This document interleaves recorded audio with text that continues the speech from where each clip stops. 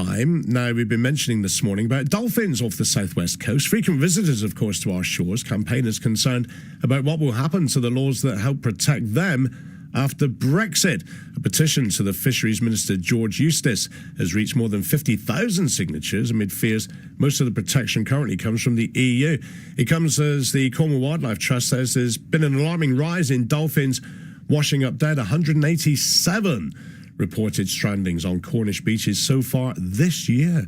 Well, George Eustice, the MP for Camborne and Redruth, also the Environment Minister in the government, and he joins us on the programme this morning. Good of you to join us, Minister. You've got to take notice of this petition, haven't you? Of course, we always do take notice of petitions like this.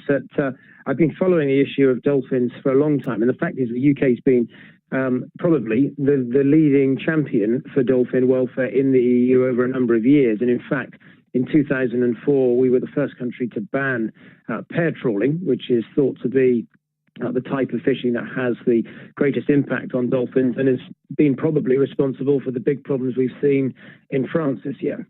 But being a Cornish MP, you know only too well that figure that I quoted, 187 strandings already on Cornish beaches this year. That's shocking, isn't it?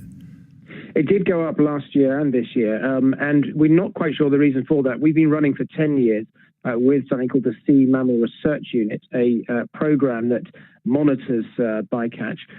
We estimate that there might be around 285 dolphins that die through bycatch each year. That's been fairly stable in recent years. But look, last year when we saw a problem with a number of increased strandings on beaches, I asked officials to commission a special piece of work, which is looking at the role that so-called pingers could play. That's where you put pingers on nets that actually deter dolphins to try to reduce bycatch. And there's a piece of work that's been going on since the end of last year. It's due to conclude in the next month. And I'm keen that we take additional measures on top of those we've already taken to try to reduce bycatch. Well, what will those additional measures be? Because the EU says many of its laws are there to protect fishing stocks and other animals such as dolphins.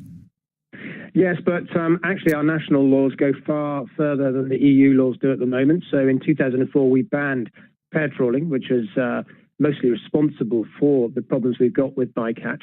In fact, the reason that we've got so many strandings in France, some 800 dolphins washed up on shore in France, is probably because that's where most pair trawling by French pair trawlers carries on to this day.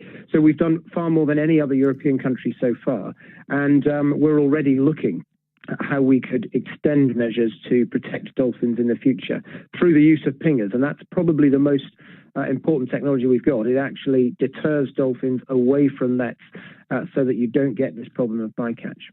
But we'll keep an eye on that. Thanks for joining us this morning. Good to hear from you. Thank you very much.